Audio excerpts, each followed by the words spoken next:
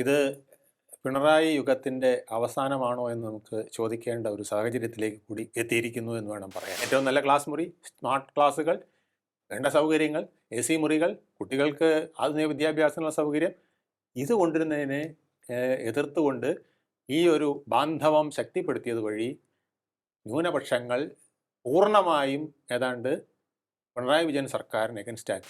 ഈ തെറ്റിൻ്റെ മുഴുവൻ ഉത്തരവാദിത്തം മുഖ്യമന്ത്രി മാത്രമാണ്, ഞങ്ങളല്ല. കൈ കഴുകുകയാണ്. ആ കൈ കഴുകൽ കൊണ്ട് CPI വിചാരിക്കുന്നത് ഞങ്ങൾക്ക് രക്ഷപ്പെടാൻ പറ്റുമെന്നാണ്.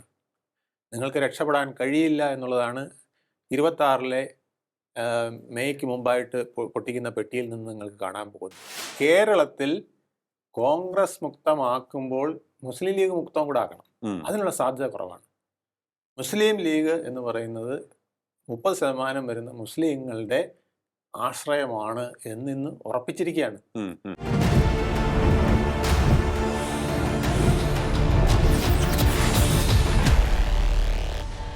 നമസ്കാരം, ടോക്കിംഗ് പോയിന്റിലേക്ക് സ്വാഗതം. ശബരിമല സ്വർണ്ണക്കൊള്ള വിവാദം സർക്കാരിലേക്ക് എത്തിയിരിക്കുകയാണോ? കടകംപള്ളിയെ കഴിഞ്ഞ ദിവസം ചോദ്യം ചെയ്തത് ഇതിന്റെ സൂചനയാണോ നൽകുന്നത്? സർക്കാർ മറ്റൊരു തെരഞ്ഞെടുപ്പ് അടുത്തിരിക്കെ വലിയ പ്രതിരോധത്തിലേക്ക് വീണു പോവുകയാണോ? പരിശോധിക്കാൻ നമുക്ക്. നമ്മോടൊപ്പം ചേരുകയാണ് രാഷ്ട്രീയ നിരീക്ഷകൻ അഡ്വക്കേറ്റ് വേണുഗോപാൽ MS. നമസ്കാരം സർ, ടോക്കിംഗ് പോയിന്റിലേക്ക് സ്വാഗതം. കടകംപള്ളിയെയും ചോദ്യം ചെയ്തിരുന്നു. ഈ ചോദ്യം ചെയ്യലിൽ നിന്നും എന്താണ് നമ്മൾ മനസ്സിലാക്കേണ്ടത്? കഴിഞ്ഞ കുറേ നാളുകൾക്ക് മുൻപ് പത്മകുമാറിലെത്തി തടസ്സപ്പെട്ട് നിൽക്കുകയാണോ ഈ അന്വേഷണം എന്ന് പലരും സംശയിച്ചിരുന്നു. അതിനുശേഷം ഇപ്പോൾ ഗിയർ മാറ്റി പോവുകയാണോ SIT? ഇത് സർക്കാരിലേക്കാണോ പോകുന്നത്? തീർച്ചയായിട്ടും ഇത് സർക്കാരിലേക്ക് എത്തിയിരിക്കുന്നു, ക്യാബിനറ്റിലേക്ക് കടന്നിരിക്കുന്നു. ഇത് പിണറായി യുഗത്തിൻ്റെ അവസാനമാണോ എന്ന് നമുക്ക് ചോദിക്കേണ്ട ഒരു സാഹചര്യത്തിലേക്ക് കൂടി എത്തിയിരിക്കുന്നു എന്ന് വേണം പറയാൻ. എന്തുകൊണ്ടാണ്? കാരണം ഇപ്പോൾ കടകംപള്ളിയിലേക്ക് എത്തുന്നു, അതിനെ പിണറായിയിലേക്ക് എത്തിക്കാൻ സാധിക്കുമോ അന്വേഷണ സംഘത്തിന്? കാരണം ഇതിനു മുൻപ് പലപ്പോഴും പിണറായിയുടെ അടുത്തേക്ക് അന്വേഷണം എത്തും, ഇപ്പോഴെത്തും എന്ന് പറഞ്ഞെങ്കിലും പിന്നീടൊന്നും അദ്ദേഹത്തെ തൊടാതെ പോകുന്നതാണ് കണ്ടത്. ഇതിപ്പോൾ പിണറായിയുടെ അടുത്തേക്ക് എത്തണമെന്നില്ല, കടകംപള്ളിയുടെ അടുത്തേക്കും എത്തണമെന്നില്ല. കാരണം ഇനി ഒരു 3 മാസത്തിനകം ഇവിടെ വലിയൊരു തെരഞ്ഞെടുപ്പ് വരുന്നു. നിയമസഭയിലേക്ക് അടുത്ത മന്ത്രിസഭ ആരുടേതാണെന്ന് തീരുമാനിക്കാനായിട്ടുള്ള ഒരു സാഹചര്യം വന്നിരിക്കുകയാണ്. ഈ 3 മാസത്തെ ഗ്യാപ്പിനിടയ്ക്ക് ഒന്നും തീരുമാനിക്കേണ്ട, ജനങ്ങൾ കുറേ കാര്യങ്ങൾ തീരുമാനിച്ച് വെച്ചിരുന്നത് ശരിയാണെന്ന് തോന്നുന്ന ചില കാര്യങ്ങൾ ഇപ്പോൾ വന്നിരിക്കുന്നത് മാത്രം മതി. ഒരു ഡിസിഷനും വേണ്ട, ഒരു ഓർഡറും വേണ്ട, ഒരു അറസ്റ്റും വേണ്ട എന്നുള്ളതാണ് അവസ്ഥ.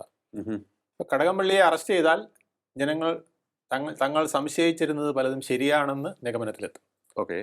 കടകംപള്ളിയെ അറസ്റ്റ് ചെയ്തില്ലെങ്കിൽ തങ്ങൾ നിശ്ചയിച്ചിരുന്ന പലതും ശരിയാണ്, പക്ഷേ SITയെ ആരോ സ്വാധീനിച്ചതിൻ്റെ ഫലമായി അറസ്റ്റ് ചെയ്തില്ല എന്നുള്ള നിഗമനത്തിലേക്കും എത്തും. അതാണ് ഈ ഊരാക്കുടുക്കിൽ ചെന്ന് പെട്ടിരിക്കുന്നത്. അയ്യപ്പൻ വല്ലാത്തൊരു കുടുക്കിലാണ് കൊണ്ടുവന്ന് ഈ അവസാന നിമിഷത്തിൽ പെടുത്തിയിരിക്കുന്നത്.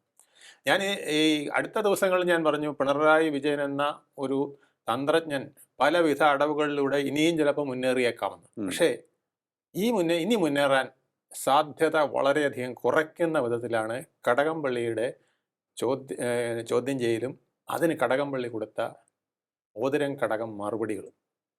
അദ്ദേഹം തന്നെ പറഞ്ഞിരിക്കുന്നു, അദ്ദേഹം തന്നെ വ്യക്തമായിട്ട് പറഞ്ഞിരിക്കുന്നത് സ്വർണ്ണപ്പാളി, കട്ട്ളപ്പടി എല്ലാം അവിടുന്ന് താഴേക്ക് കടത്തിക്കൊണ്ടുപോയതിന് ഉത്തരവാദി സർക്കാരല്ല, സർക്കാരിലേക്ക് ഇതൊക്കെ അറിയിച്ചിരുന്നു.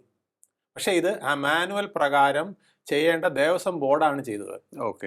പക്ഷേ ഞങ്ങളെ അറിയിച്ചിരുന്നു, പക്ഷേ ഒരു പരാതിയും ലഭിച്ചില്ല, അതുകൊണ്ട് ഞങ്ങൾ നടപടിയെടുത്തില്ല എന്ന്.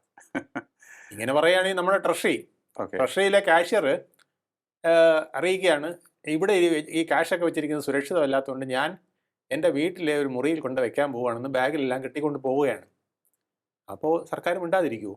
ഒരു പരാതിയും ലഭിച്ചിട്ടില്ല, ഇങ്ങനെ കെട്ടിക്കൊണ്ട് പോകുന്നതിനെതിരെ ഒരു പരാതിയുമില്ല എന്ന് പറഞ്ഞാൽ സർക്കാർ മിണ്ടാതിരിക്കുമോ?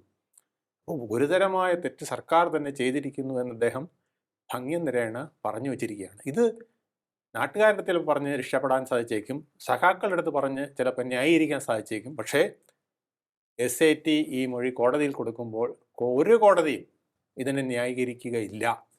കാരണം ദേവസ്വം ബോർഡ് സർക്കാരിനെ ഇങ്ങനെ കട്ട്ളപ്പടിയും സ്വർണ്ണപ്പാളിയും ദ്വാരപാലകനെയും സന്നിധാനത്ത് നിന്ന് താഴെ ഇറക്കാമെന്ന് അറിയിച്ചിട്ടുണ്ടെങ്കിൽ അത് നോ എന്ന് അപ്പോൾ പറയാനും, ഇത് ഹൈക്കോടതി പറഞ്ഞിരിക്കുന്ന നിർദ്ദേശങ്ങൾക്ക് വിരുദ്ധമാണ്, മാനുവലിന് വിരുദ്ധമാണ്, ചട്ടങ്ങൾക്ക് വിരുദ്ധമാണ്, സ്റ്റോപ്പ് എന്ന് പറയാൻ അവിടെ ഒരു മന്ത്രി ഉണ്ടാകേണ്ടതായിരുന്നു. അല്ലെങ്കിൽ പിന്നെ എന്തിനാ മന്ത്രി? അല്ലെങ്കിൽ മന്ത്രിയുടെ ആവശ്യമില്ലല്ലോ.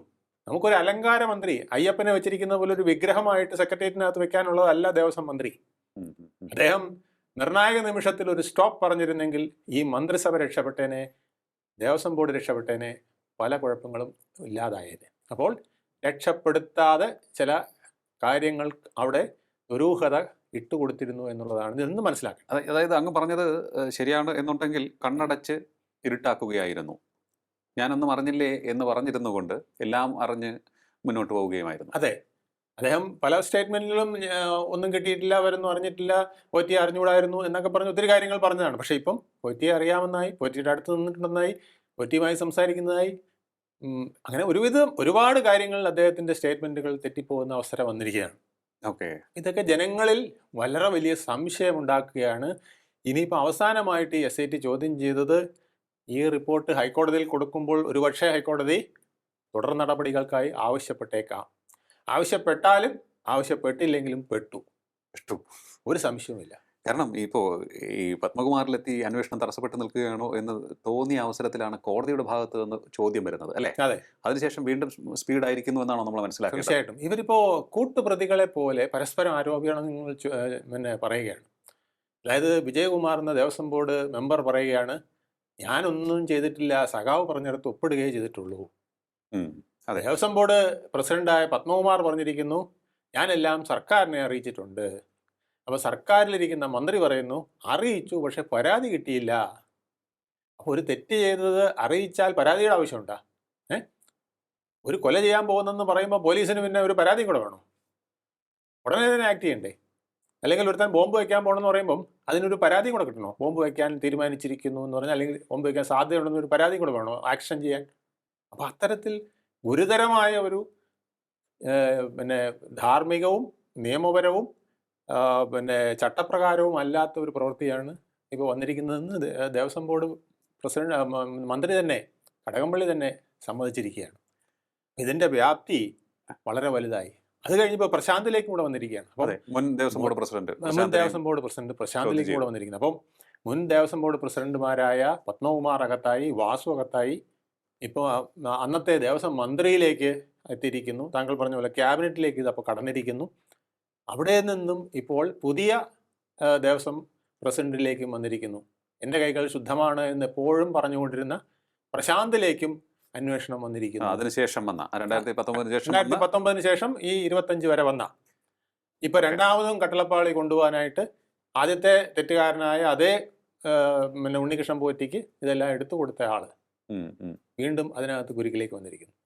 ഈ കുരുക്കുകൾ വന്നത് ഈ മന്ത്രിസഭയ്ക്ക് ബുദ്ധിമുട്ടുണ്ടാക്കുന്ന വിധത്തിലായിരിക്കും. കാരണം ഇനി ഒരു ക്ലീൻ ഇമേജ് ഇത്ര കുറഞ്ഞ പീരീഡിൽ ഇനി ഉണ്ടാക്കാൻ സാധ്യതയില്ല എന്നുള്ളത് കൊണ്ടാണ് ഞാൻ ഇന്നലെ വരെ പറഞ്ഞതിൽ നിന്നും വ്യത്യസ്തമായിട്ട് പിണറായി യുഗം അവസാനിച്ചോ എന്ന് ചോദിക്കാൻ കഴിയും.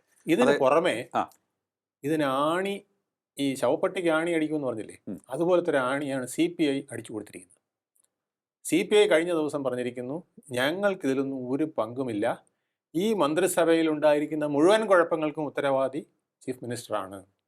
അദ്ദേഹം പലപ്പോഴും കൂട്ടുത്തരവാദിത്വ പ്രകാരം ഞങ്ങളോട് അറിയിക്കാതെയും മുന്നണിയിൽ ചർച്ച ചെയ്യാതെയും ഒക്കെ എടുത്ത കാര്യങ്ങളാണ് ഇന്ന് വരെ ഉണ്ടായിരിക്കുന്നതിൽ ഞങ്ങൾ ഉത്തരവാദി അല്ല എന്നുകൂടെ പറഞ്ഞിരിക്കുന്നു. അടുത്തിടെ PM ശ്രീയിൽ കൊടുത്ത അടി വീണ്ടും ആവർത്തിക്കുന്നു. PM ശ്രീയിൽ കൊടുത്ത അടിയാണ് ന്യൂനപക്ഷങ്ങൾക്ക് ഉണ്ടായിരുന്ന സംശയത്തിന് 100% സത്യമാണെന്ന് അരക്കിട്ട് ഉറപ്പിച്ചത്. PMCയുടെ മുമ്പ് വരെ VD സതീശനും സംഘവുമാണ് പറഞ്ഞുകൊണ്ടിരുന്നത് പിന്നെ നരേന്ദ്രമോദിയും അമിത്ഷായും പിണറായി വിജയനും തമ്മിൽ ഒരു ഗാഠബന്ധവും ഗൂഢബന്ധവും ഉണ്ടെന്നുള്ളത്. ആ ഗാഠബന്ധവും ഗൂഢബന്ധവും ഉറപ്പിച്ചു കൊടുത്തതാരാണ്? PM ശ്രീ എന്ന പരിപാടി വഴി ഇവിടെ ഇല്ലാതിരുന്ന മുഖ്യമന്ത്രിയുടെ സമയത്ത്, ദുബായിലായിരുന്ന മുഖ്യമന്ത്രിയുടെ കാലഘട്ടത്തിൽ, മുഖ്യമന്ത്രി ഇരുന്ന കാലഘട്ടത്തിൽ ഇവിടെ ഒരാഴ്ച മാധ്യമങ്ങളിലിട്ട് അടിച്ചു. അന്ന് ശ്രീ ശിവൻകുട്ടി ഇതിനെ പരിഹരിക്കാൻ ശ്രമിച്ചു, നടന്നില്ല. ഗോവിന്ദൻ മാഷ് പരിഹരിക്കാൻ ശ്രമിച്ചു, നടന്നില്ല. അവസാനം അറ്റ കൈക്ക് ഒരിടത്തും കൂസാത്ത പിണറായി വിജയൻ തന്നെ വന്ന് തലകുനിച്ച് പറയേണ്ടി വന്നിരുന്നു, ഇത് തെറ്റായിപ്പോയി, ഞങ്ങളിത് പിൻവലിക്കാമെന്ന്. തെറ്റായി എന്ന് പരസ്യമായി പറഞ്ഞില്ലെങ്കിലും പിൻവലിച്ചതോടുകൂടി ജനം അത് മനസ്സിലാക്കി. അപ്പം ഒരു അവിഹിത ബന്ധം ഉണ്ട് എന്നുള്ളത് കോൺഗ്രസും UDF-ഉം പറഞ്ഞിരുന്നത് ന്യൂനപക്ഷങ്ങൾക്ക് കൂടുതൽ ബോധ്യമായി, പ്രത്യേകിച്ച് മുസ്ലിങ്ങൾക്ക്. കാരണം മുസ്ലിങ്ങളെ സംബന്ധിച്ചിടത്തോളം നരേന്ദ്രമോദിയുമായിട്ട് ബന്ധമുണ്ടെന്ന് പറഞ്ഞാൽ പിന്നെ അവർക്ക് പിന്നെ വേറെ ഒന്നും നോക്കാനില്ല. നരേന്ദ്രമോദി എന്ന് പറഞ്ഞാൽ അവരുടെ പ്രഖ്യാപിത ശത്രുവാണ് എന്നാണ്, ശത്രുവാണ്, അല്ലെങ്കിൽ ഒരു വിഭാഗത്തിന്റെ ശത്രുവാണ്, ഒരു വലിയ വിഭാഗത്തിന്റെ. അങ്ങനെ വരുത്തി വെച്ചിരിക്കുകയാണ്, അങ്ങനെ ധരിച്ചു വെച്ചിരിക്കുന്നു, സൃഷ്ടിച്ചു വെച്ചിരിക്കുന്നു. താൻ എന്തൊക്കെ അനുകൂലമായിട്ട് ചെയ്തിട്ടോ അതെല്ലാം പ്രതികൂലമാണെന്ന് വരുത്തി തീർക്കാൻ ശ്രമിച്ചുകൊണ്ടിരിക്കുന്നു. അതിന്റെ അവസാനത്തെ സാധനമാണ് ഒന്നിനും പിന്നെ ബന്ധമില്ലാത്തതും എല്ലായിടത്തും ഗുണം ചെയ്യുന്നതുമായ PM ശ്രീ എന്ന സ്കൂൾ പദ്ധതി. അതെ. ഏറ്റവും നല്ല ക്ലാസ് മുറി, സ്മാർട്ട് ക്ലാസ്സുകൾ, വേണ്ട സൗകര്യങ്ങൾ, AC മുറികൾ, കുട്ടികൾക്ക് ആധുനിക വിദ്യാഭ്യാസത്തിനുള്ള സൗകര്യം, ഇത് കൊണ്ടുവരുന്നതിനെ എതിർത്തുകൊണ്ട് ഈ ഒരു ബാന്ധവം ശക്തിപ്പെടുത്തിയത് വഴി ന്യൂനപക്ഷങ്ങൾ പൂർണ്ണമായും ഏതാണ്ട് പിണറായി വിജയൻ സർക്കാരിനെ അഗൻസ്റ്റ് ആക്കി. ഓക്കെ, പിണറായി വിജയൻ സർക്കാരിന് പണം വേണമായി എന്നൊരു സാഹചര്യമുണ്ട്. പക്ഷേ അതിന് വേണ്ടിയിട്ട് PM ശ്രീ വേണമെന്ന് പറയുകയും, പക്ഷേ യഥാർത്ഥത്തിൽ ഈ PM ശ്രീ എന്ന് പറയുന്നത് കുട്ടികൾക്ക് ഗുണപരമായിട്ടുള്ളൊരു കാര്യം, അതിനെ രാഷ്ട്രീയമായി വളച്ചൊടിച്ചു. രാഷ്ട്രീയമായി വളച്ചൊടിച്ചതിന്റെ ഗുണം കിട്ടിയില്ലെന്ന് മാത്രമല്ല, അതിന്റെ ദോഷം മുഴുവൻ കിട്ടുകയും ചെയ്തു. ഇപ്പോൾ സ്റ്റാലിൻ ഇത് ചെയ്തതിന്റെ ഗുണം അദ്ദേഹം എൻജോയ് ചെയ്യുന്നുണ്ട്. മമത ഇത് ചെയ്യുന്നതിന്റെ ഗുണവും അവിടെ അവർ എൻജോയ് ചെയ്യുന്നുണ്ട്. ന്യൂനപക്ഷങ്ങളെ തങ്ങളുടെ കൂടെ നിർത്തിക്കൊണ്ട് കളിക്കാനായിട്ട് അവർക്ക് അവസരം കിട്ടി. ഇവിടെ നേരെ തിരിച്ചാണ്. ഇതിന്റെ ഗുണമുണ്ടായില്ലെന്ന് മാത്രമല്ല, ദോഷവും ഉണ്ടായി. ഈ എതിർത്തതിന്റെ ഗുണവും ഉണ്ടായില്ല. അതിൽ നിന്ന് ഒരു പടി കൂടെ VD സതീശൻ ഉദ്ദേശിച്ചതിനേക്കാൾ 2 കാതം അകലെ നിർത്താൻ, മുസ്ലിങ്ങളെ പ്രത്യേകിച്ച് നിർത്താൻ ഇത് ഉപകരിച്ചു. അതുകൊണ്ടാണ് അതിന് പടി കൊടുത്തത് CPI ആണ്. അതാണ് 5 ജില്ലകളിൽ 100% വിക്ടറി UDF-നുണ്ടായത്. അതേ നിലപാട് CPI ഇതിലും ആവർത്തിച്ചിരിക്കുന്നു. എനിക്ക് തോന്നുന്നു ഇത് കുറെ കൂടി ഗുരുതരമായിട്ടൊരു വിഷയമായി മാറി. വളരെ ഗുരുതരമാണ്. മറ്റത് ജനങ്ങൾക്ക് ഗുണപരമായിട്ടുള്ളൊരു കാര്യം. അതെ, അത് തങ്ങളാണ് യഥാർത്ഥ കമ്മ്യൂണിസ്റ്റ് എന്ന് കാണിക്കാൻ വേണ്ടി CPM-ന് ഒരു അടി കൊടുക്കാനുള്ള അവസരം അവർ ഉപയോഗിച്ചു എന്ന് മാത്രം. ആ അടി എന്ന് പറയുന്നത് ഈ ചില സമയങ്ങളിൽ നമ്മളിങ്ങനെ ഒന്ന് വീഴാനായി നിൽക്കുമ്പം പുറകിൽ നിന്ന് ഒരു അടി കിട്ടിയാൽ എന്ത് പറ്റും? വീണുപോകും, മൂക്ക് കുത്തി വീണുപോകും. ആ അവസ്ഥയിലേക്ക് കൊണ്ട് എത്തിച്ചിരിക്കുകയാണ്. ഇതിൻ്റെ ഏറ്റവും വലിയ ആഘാതം വരാനിരിക്കുന്നത്, രാജധർമ്മം പാലിക്കാത്ത ഒരു രാജാവായിരുന്നു പിണറായി വിജയൻ എന്ന് ഇവരെ സ്ഥാപിച്ചിരിക്കുകയാണ്. ഓക്കെ, അതായത് മറ്റുള്ളവരുമായി കാര്യങ്ങൾ കൂടിയാലോചിക്കുകയും വേണ്ട രീതിയിൽ വേണ്ട കാര്യങ്ങൾ വേണ്ട സമയത്ത് ചെയ്യുന്നതാണല്ലോ രാജധർമ്മം എന്ന് പറയുന്നത്. അപ്പം രാജധർമ്മം പാലിക്കാത്ത ആളാണ് എന്ന് സ്ഥാപിച്ചിരിക്കുകയാണ്. പക്ഷേ CPI മറന്നു പോകുന്ന ഒരു കാര്യം, രാജധർമ്മത്തോടൊപ്പം മന്ത്രിധർമ്മമുണ്ട്. അതെ, കൂടെ നിൽക്കുമ്പോൾ കൂട്ടത്തുരത്തോട് നിൽക്കുകയോ അല്ലെങ്കിൽ രാജാവ് തെറ്റ് ചെയ്താൽ മന്ത്രി തിരുത്തേണ്ട സമയത്ത് തിരുത്തുകയോ വേണം. ഓക്കെ, സമയം കഴിഞ്ഞിട്ട് തിരുത്തിയിട്ട് കാര്യമില്ല. രാജാവ് വെട്ടിലായി കഴിഞ്ഞിട്ട് ഞാൻ അന്നേ ഈ മണ്ടനടുത്ത് പറഞ്ഞിരുന്നു തിരുത്തിയില്ലല്ലോ എന്ന് പറഞ്ഞിട്ട് കാര്യമില്ല. രാജാവ് വെട്ടിലായി കഴിഞ്ഞു. അവിടെ പിന്നെ അദ്ദേഹത്തിനെ കുറ്റപ്പെടുത്തിയാൽ അദ്ദേഹത്തിൻ്റെ തലയരിയാനായിട്ടാണ് ആ തിരുത്തൽ ഉപകരിക്കുക. അത് വാളായിട്ടായിരിക്കും വരിക, അല്ലാതെ തിരുത്തൽ ആയിട്ടായിരിക്കില്ല.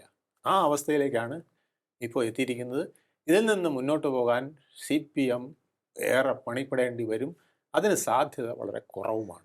അടുത്ത തെരഞ്ഞെടുപ്പ് വളരെ അടുത്താണ്, നിയമസഭാ തെരഞ്ഞെടുപ്പ് വളരെ അടുത്ത് നിൽക്കുകയാണ്. ഇനി 3-4 മാസമാണുള്ളത്. അതിനകത്ത് ഇവർക്ക് തിരിച്ചു വരിക വളരെ ബുദ്ധിമുട്ടായ ഒരു സാഹചര്യത്തിലേക്ക്, അത്രയും ഡിസഡ്വാൻറ്റേജസ് ആയിട്ടുള്ള ഒരു സിറ്റുവേഷനിലേക്ക് CPM-നെ കൊണ്ടുചെന്നിടുന്നതായി ഈ ശബരിമല സ്വർണ്ണക്കൊള്ള വിവാദം, അതിൻ്റെ അന്വേഷണവുമായി ബന്ധപ്പെട്ട് ഇപ്പോൾ പുറത്തുകൊണ്ടിരിക്കുന്ന വാർത്തകൾ. ഇനിയിപ്പോൾ ഞാൻ ചോദിച്ചോട്ടെ, അതായത് ഇത് സ്വർണ്ണക്കടത്ത് വിവാദം അന്ന് മുഖ്യമന്ത്രിയുടെ ഓഫീസിന്റെ പടിവാതിൽ വരെ എത്തി. അദ്ദേഹത്തിന്റെ ഓഫീസിലുണ്ടായിരുന്ന ഉദ്യോഗസ്ഥനകത്തായി. അങ്ങനെ ഉദ്യോഗസ്ഥരെ ചുറ്റിപ്പറ്റി അന്വേഷണം പോയി, ചോദ്യം ചെയ്യൽ നീണ്ടു.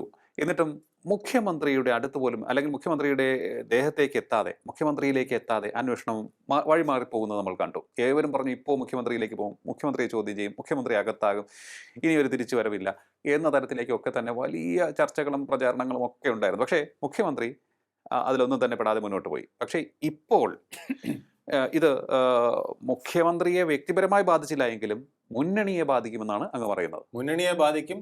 നമ്മുടെ ഒരു നല്ല ഭരണമായിരുന്നു എന്ന് പറഞ്ഞ് മുന്നോട്ട് വരാനുള്ള LDF-ന്റെ സാധ്യതകളെ വളരെയധികം ബാധിക്കും. ഓക്കെ, ഇപ്പോൾ പിന്നെ ഇന്നലെ LDF കൂടി വിശകലനം ചെയ്തത് എന്താണ്?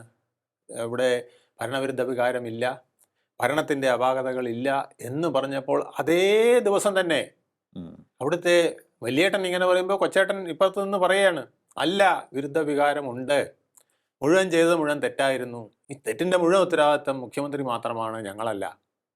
കൈ കഴുകുകയാണ്. ആ കൈ കഴുകൽ കൊണ്ട് CPI വിചാരിക്കുന്നത് ഞങ്ങൾക്ക് രക്ഷപ്പെടാൻ പറ്റുമെന്നാണ്.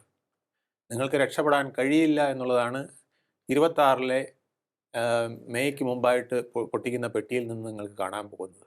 ഓക്കെ. അല്ല, ഇതിപ്പോൾ നമ്മൾ നോക്കുമ്പോൾ ഈ ശബരിമല എന്ന് പറയുന്നത് വളരെ മലയാളികളുടെ മനസ്സിൽ ആഴത്തിൽ വേരോടിയ ഒരു വികാരമാണ്. ആ, ഒരു ആരാധനാ കേന്ദ്രം എന്നുള്ളതിനപ്പുറത്തേക്ക്, അതാണ് ഞാൻ ഉദ്ദേശിച്ചത്, നമ്മുടെ ഒരു വികാരമാണ് അതെ, അയ്യപ്പൻ എന്ന് പറയുന്നത്. തീർച്ചയായും. അപ്പം അത് സ്ത്രീ പ്രവേശനവുമായി ബന്ധപ്പെട്ടുള്ള വിഷയത്തിൽ അല്ലേ, അത് നമ്മൾ കണ്ടതാണ്. അതെ, തൊട്ടടുത്ത തെരഞ്ഞെടുപ്പിൽ ഏത് തരത്തിലേക്കാണ് പോയത്? വെറും സ്ത്രീ പ്രവേശനം മാത്രമല്ല, ബ്രഹ്മചാരി എന്ന നൈഷ്ഠിക ബ്രഹ്മചാരി എന്ന അയ്യപ്പനെ സ്ത്രീ പ്രവേശനത്തിലൂടെ ആ ആചാരങ്ങളെ മാത്രമല്ല വിശ്വാസങ്ങളെ പോലും പൂർണ്ണമായും തള്ളുന്ന ഒരു നടപടിയാണ് ചെയ്തത്. അതിൽ ഭാഗ്യത്തിന് കോവിഡും ഒക്കെ വന്ന് അന്ന് 2021 രക്ഷപ്പെട്ടു എന്ന് വേണം പറയാൻ. ഓക്കെ. പിന്നെ അതിൻ്റെ ഡെഡ് ബോഡി അവിടെ കിടപ്പുണ്ടായിരുന്നു. പക്ഷെ അത് ഈ സമയമായപ്പോൾ അയ്യപ്പ സംഗമം വഴി വീണ്ടും ഒരാൾ എടുത്തുകൊണ്ട് വന്നിരിക്കുന്നു.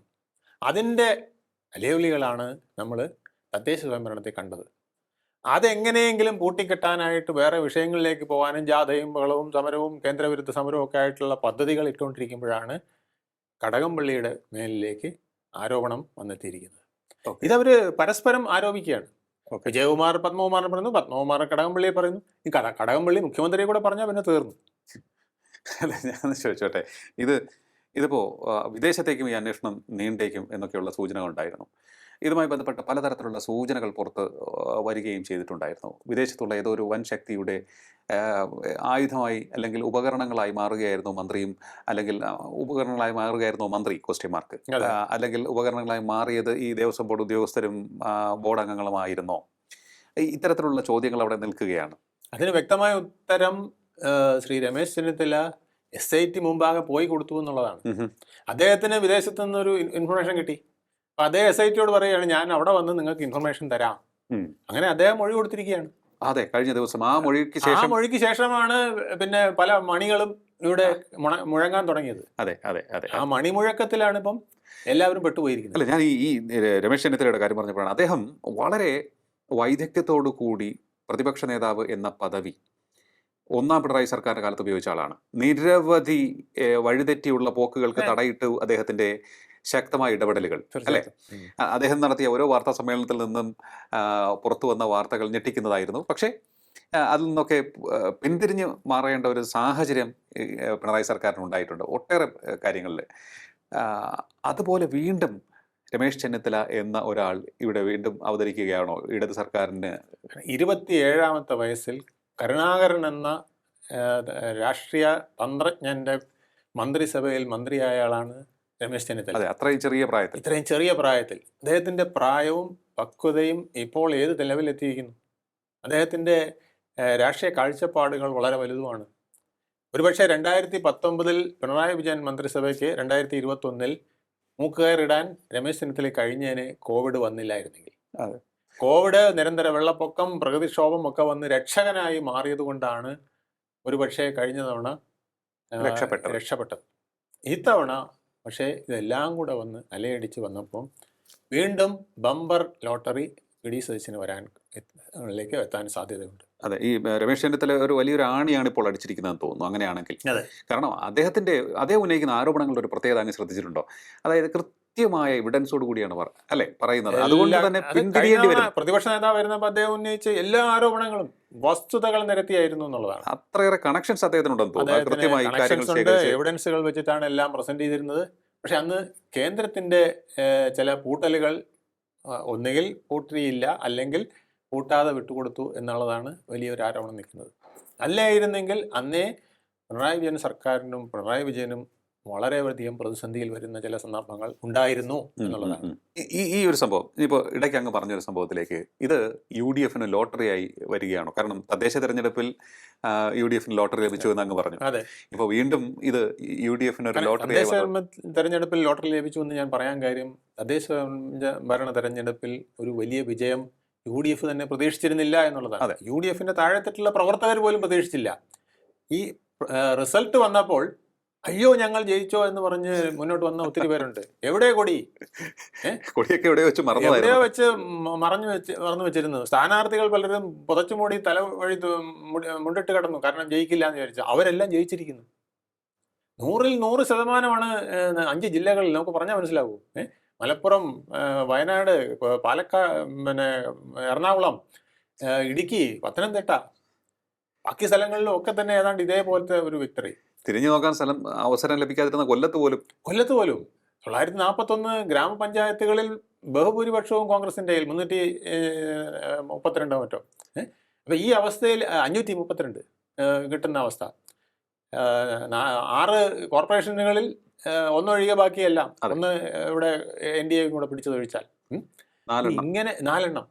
ഇതൊന്നും ഒരിക്കലും സ്വപ്നത്തിൽ പ്രതീക്ഷിച്ചതല്ല. ഞങ്ങൾക്ക് ഇന്നത് കിട്ടും എന്ന് പറയാൻ പോലും അവർക്ക് ധൈര്യമില്ലായിരുന്നു. ആ അവസ്ഥയിൽ നിന്ന് വൻ വിജയമാണ് നേടിയിരിക്കുന്നത്. ഈ വിജയം ഇനി ആവർത്തിക്കാനുള്ള സാധ്യതകൾ ഉണ്ടോ ഇല്ലയോ എന്ന് സംശയിച്ചുകൊണ്ടിരിക്കുകയാണ്. കാരണം 45ഓളം സീറ്റുകളിൽ ഇങ്ങനെ നിൽക്കുന്നു. മറ്റ് 3000-2000 വോട്ടിന് ഒരു 10-25 സീറ്റുകളുണ്ട്. അപ്പം വീണ്ടും LDF കയറി വന്നേക്കുമോ എന്ന് സംശയിച്ചിരിക്കുമ്പോഴാണ് ഇല്ല, ഇനി ഇതിൽ നിന്ന് താഴേക്ക് പോയാലേ ഉള്ളൂ, 45-ൽ നിന്ന് താഴേക്ക് പോയാലേ ഉള്ളൂ എന്ന് സംശയിക്കുന്ന വിധത്തിലുള്ള അടികൾ അയ്യപ്പനിലൂടെയും CPI-യിലൂടെയും കിട്ടിക്കൊണ്ടിരിക്കുന്നത്. ഇനിയിപ്പോൾ വലിയൊരു ആയുധമാണ് UDF-ന് കിട്ടിയിരിക്കുന്നത്. അങ്ങ് പറഞ്ഞതുപോലെ ഒന്നും വേണ്ട, തെരഞ്ഞെടുപ്പിന് മുൻപ് ഒരു ലോട്ടറി കിട്ടിയിരിക്കുകയാണ് അവർക്ക്. ആയുധം. ഇപ്പൊ കോൺഫിഡൻസ് ചില സ്ത്രീകളുണ്ടല്ലോ, ഈ പിന്നെ എല്ലാം ചെയ്തത് ഞാനല്ല, എല്ലാം ചെയ്തത് ചേട്ടനാണ് അല്ലെങ്കിൽ ഭർത്താവാണെന്ന് പറയില്ലേ, അതുപോലെ ആയിപ്പോയി. പിന്നെ അതിനകത്ത് വേറെ അപ്പീലൊന്നും വേണ്ട, പിന്നെ ഒരു മൊഴിയുടെ ആവശ്യമില്ല. വീട്ടിലെ ഭാര്യ തന്നെ പറയാണ് ഭർത്താവാണ് ചെയ്തത് എന്ന് പറഞ്ഞാൽ തീർന്നു. വേണ്ട, അതുപോലെയാണ് ഇപ്പം പിന്നെ PM ശ്രീയിൽ ഒരു തട്ട് തട്ടി അതിന്റെ ഫലം കണ്ടതാണ്. രണ്ടാമത് വീണ്ടും തട്ടിയിരിക്കുകയാണ്. ഈ തട്ട് ചില്ലറ തട്ടല്ല, മൂക്ക് കുത്തി വീഴാനുള്ള തട്ടാണ്. ഓക്കെ, ഇവിടെ പിന്നെ RC എടുത്ത നിലപാടുകൾ അതുപോലെ തന്നെ വിജയകരമായിട്ട് വരിക. രാജീവ് ചന്ദ്രശേഖർ അവർക്കും ഇതുപോലെ വൻ വിജയത്തിലേക്ക് പോകാനുള്ള ചില സീറ്റുകൾ കിട്ടുന്ന വിധത്തിലേക്ക് വന്നിരിക്കുകയാണ്. 34 സീറ്റുകളിൽ അവർ 45,000-നും 50,000-നും ഇടയ്ക്ക് വോട്ടുള്ള സ്ഥലങ്ങളുണ്ട്. 40,000-ന് മേൾ, 45,000-ന് മേലേക്ക് വരുന്ന സീറ്റുണ്ട്. 45,000-ന് മേളിൽ വരുന്ന തന്നെ 8-9 സീറ്റുണ്ട്. അതിന് പുറമെ 40,000-ന് മേളിൽ വരുന്ന ഒരു 34 സീറ്റുകൾ, 34-35 സീറ്റുകൾ വരുന്നു. പിന്നെ 30,000-ന് മേൽ വരുന്നതെല്ലാം കൂടെ ചേർത്താൽ ഒരു 52 സീറ്റോളം വരുന്നു. ഇവിടെയൊക്കെ കട്ടയ്ക്ക് മത്സരം കൊടുക്കാനും കൂടെ അവർക്ക് കഴിഞ്ഞാൽ UDF-നും കുറേ വിജയങ്ങൾക്ക് സാധ്യതയുണ്ട്, LDF-ന് പരാജയത്തിൻ്റെ ആക്കം കൂട്ടാനുള്ള സാധ്യതയും അവിടെ വരികയാണ്. നമ്മൾ പ്രതീക്ഷിക്കാത്ത ചിലതാണിപ്പോൾ വന്നുകൊണ്ടിരിക്കുന്നത്. അതായത് LDF തകർന്നാലേ BJP വളരൂ എന്നുള്ള സിദ്ധാന്തത്തിലേക്ക് അറിഞ്ഞോ അറിയാതെയോ വരുന്ന വിധത്തിലേക്ക്, മറ്റൊരു ബംഗാളിലേക്ക് പോകുന്ന വിധത്തിലേക്ക് കേരളം മാറുന്നു എന്ന് സംശയിക്കേണ്ടിയിരിക്കുന്നു. ഈ 2025 നമ്മുടെ ഈ നൂറ്റാണ്ടിൻ്റെ സിൽവർ ജൂബിലി ഇന്ന് അവസാനിക്കുകയാണ്. ആ ദിവസം പുതിയ ഒരു പിന്നെ 26-ലേക്ക് കടക്കുക മാത്രമല്ല, മൂന്നാം ഘട്ടത്തിലേക്ക് വേണമെങ്കിൽ നമ്മൾ പോവുകയാണെന്ന് വേണമെങ്കിൽ പറയാം. ഒരു പുതിയ രാഷ്ട്രീയ റോഡ് മാപ്പാണ് തെളിയുന്നത്. ആ റോഡ് മാപ്പ് എന്ന് പറയുന്നത് കേരള പൊളിറ്റിക്സിൽ നമ്മൾ ഇന്നലെ വരെ കാണാത്ത ഒരു മാറ്റം വരുന്ന വിധത്തിലേക്കാണ്. അതായത് അങ്ങ് പറയുന്നത് ഇതാണ്, നമ്മൾ ഇതുവരെ പറഞ്ഞിരുന്നത് കോൺഗ്രസ് മുക്ത ഭാരതം, അതുപോലെ കോൺഗ്രസ് മുക്ത കേരളം, അതാണ് BJP ലക്ഷ്യമിടുന്നത് എന്ന്. കാരണം LDF-ന് അത്ര വേഗം പരാജയപ്പെടുത്താൻ സാധിക്കില്ല. പരാജയപ്പെടുത്താൻ എളുപ്പം കോൺഗ്രസ് ആണ്, അല്ലെങ്കിൽ UDF ആണ്. അതെന്തുകൊണ്ടെന്ന് വെച്ചാൽ കേരളത്തിൽ കോൺഗ്രസ് മുക്തമാക്കുമ്പോൾ മുസ്ലിം ലീഗ് മുക്തം കൂടെ ആക്കണം. അതിനുള്ള സാധ്യത കുറവാണ്. മുസ്ലിം ലീഗ് എന്ന് പറയുന്നത് 30% വരുന്ന മുസ്ലിങ്ങളുടെ ആശ്രയമാണ് എന്നിന്ന് ഉറപ്പിച്ചിരിക്കുകയാണ്. മൊത്തം മുസ്ലിങ്ങളും ഇന്ന് ലീഗിനൊപ്പം നിൽക്കുന്ന അവസ്ഥ. അപ്പം ആ 30% നിൽക്കുമ്പോൾ ഏതാണ്ട് 50% വരുന്നതിൽ പകുതി മാത്രം തങ്ങൾക്ക് ലഭിക്കുന്ന ഹിന്ദുക്കളെ വെച്ചിട്ട് ഇതിനെ എതിർക്കാൻ പറ്റാത്തൊരു സാഹചര്യം BJP-ക്കുണ്ട്.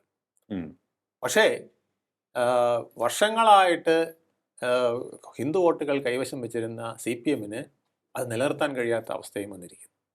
ഹിന്ദുക്കളിൽ ബഹുഭൂരിപക്ഷത്തിനും ഇപ്പോൾ അവരോടത്ര വിശ്വാസമില്ലാതെ വന്നിരിക്കുന്നു എന്നുള്ളതാണ് നമ്മൾ ഇന്നത്തെ വോട്ടിങ്ങിൽ നോക്കിയാൽ. അതായത് 140 മണ്ഡലങ്ങളിൽ 52 സ്ഥലത്ത് 40,000-ന് മേൽ 35,000-ന് മേലൊക്കെ വോട്ട് നിൽക്കുന്നു.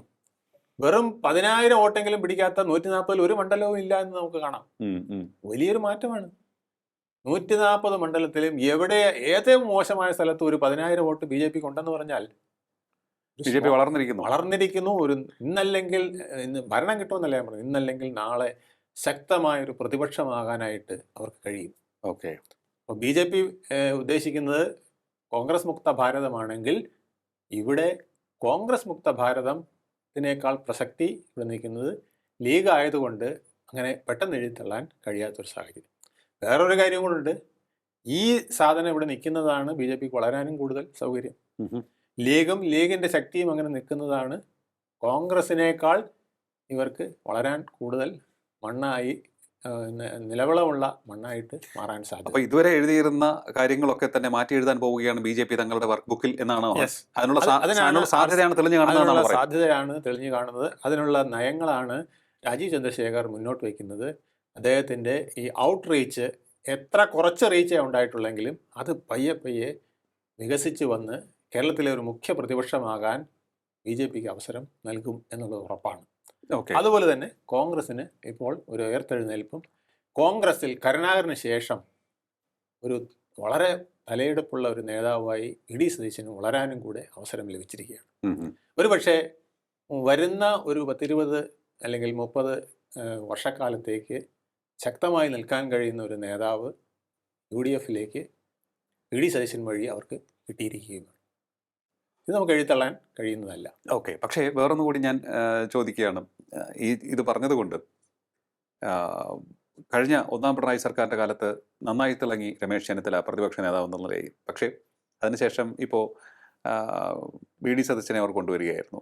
വളരെ അപ്രതീക്ഷിതമായി രമേശ് ചെന്നിത്തലയെ സാക്ക് ചെയ്തു, വി.ഡി. സതീശനെ അവരോധിക്കുന്നു. വി.ഡി. സതീശന് നന്നായി പെർഫോം ചെയ്യുന്നു. ഉപതെരഞ്ഞെടുപ്പുകളിലെല്ലാം തന്നെ തിളക്കമാർന്ന വിജയം. ഇപ്പോൾ അഡ്വാൻറ്റേജുമായി മുന്നോട്ട് പോയിക്കൊണ്ടിരിക്കുന്നു. ഇനി വി.ഡി. സതീശനെയും തട്ടിയിടുമോ നിർണായക ഘട്ടത്തിന് മുൻപ്? തട്ടിയിടാൻ പലരും ശ്രമിച്ചുകൊണ്ടിരിക്കുകയാണ്, മുമ്പ് ശ്രമിച്ചിട്ടുണ്ട്, ഇപ്പോഴും ശ്രമിച്ചുകൊണ്ടിരിക്കുകയാണ്. പക്ഷേ വി.ഡി. സതീശന് 2 ഗുണങ്ങളാണ്. ഒന്ന് അദ്ദേഹത്തിൻ്റെ കൺസിസ്റ്റൻസി, പിന്നെ ഒന്ന് അദ്ദേഹത്തിൻ്റെ ക്ലാരിറ്റി. ഏത് കാര്യം പറയുമ്പോഴും രാഷ്ട്രീയ വ്യക്തത അദ്ദേഹത്തിൽ ഉണ്ട്. പിന്നെ ഏത് നിലപാടാണ് എടുക്കുന്നത് ആ നിലപാടിൽ നിന്ന് പോകാൻ കഴിയുന്ന ഒരു പ്രത്യേകത. പിണറായി വിജയന് കിട്ടിയിരുന്ന ഒരു ഗുണം അതാണ്. തെറ്റായാലും ശരിയായാലും ഞാൻ എടുത്ത നിലപാടുകൾ ഇന്നതാണെന്ന് പറഞ്ഞ് പോകാനുണ്ടായിരുന്ന ഒരു കഴിവാണ്. ഇത് അതിനേക്കാൾ വ്യക്തമായിട്ട് അവിടെ പലപ്പോഴും ഈ പിന്നെ ധർമ്മം എന്താണോ അത് പാലിക്കുന്നതിൽ അപകടം പറ്റിയിട്ടുണ്ട്. ഇപ്പോൾ ധൃതരാഷ്ട്രയുടെ ഒരു കഥ പറയും. ധൃതരാഷ്ട്രക്ക് രാജധർമ്മം പാലിക്കുന്നതിന് ഒരു അപകടം പറ്റിയതെന്ന് വെച്ചാൽ താൻ രാജാവാണോ എന്നുള്ള നില മറന്നുകൊണ്ട് തൻ്റെ പുത്രനിലേക്കും കൗരവരിലേക്കും ഒരു പ്രത്യേക സ്നേഹം കാണിക്കുക. തൻ്റെ ഏറ്റവും ഇഷ്ടപ്പെട്ട പുത്രനായ ദുര്യോധനൻ കാണിക്കുന്ന അക്രമങ്ങൾ, പ്രത്യേകിച്ച് പാണ്ഡവർക്കെതിരെ കാണിക്കുന്നതിന് അദ്ദേഹം കണ്ണടക്കുക. ഇതൊക്കെ രാജധർമ്മത്തിന് വലിയ എതിരാണ്. അവിടെ പിതൃധർമ്മമാണ് അദ്ദേഹത്തിന് കൂടുതൽ വന്നത്. അതുപോലെ തന്നെ പിണറായി വിജയനിലും ഒരു അബദ്ധം പറ്റിയിട്ടുണ്ട്. പലപ്പോഴും രാജധർമ്മം മറന്നുകൊണ്ട് അദ്ദേഹം CPM ധർമ്മത്തിലേക്ക് പോയിട്ടുണ്ട്. അദ്ദേഹം പല സമയത്തും മുഖ്യമന്ത്രിയുടെ കസേരയിൽ ഇരുന്നു കൊണ്ട് തന്നെ പാർട്ടി സെക്രട്ടറിയും കൂടെ ആക്ട് ചെയ്തിട്ടുണ്ട്. തൻ്റെ സഖാക്കളെ സംരക്ഷിക്കുക, അവർക്ക് ആശ്രിതർക്ക് ജോലി അല്ലെങ്കിൽ അതുപോലുള്ള സംരക്ഷണങ്ങൾ, അനാവശ്യമായി നിയമത്തിനെ പോലും അവർക്ക് മുമ്പിൽ അടിയറവ് വയ്ക്കുക, ഇതൊക്കെ രാജധർമ്മത്തിനെതിരാണ്. ഇതാണ് CPI പറഞ്ഞത്. പക്ഷേ സംഗതി ശരിയാണ്. പക്ഷേ CPI മന്ത്രിധർമ്മവും മറന്നു.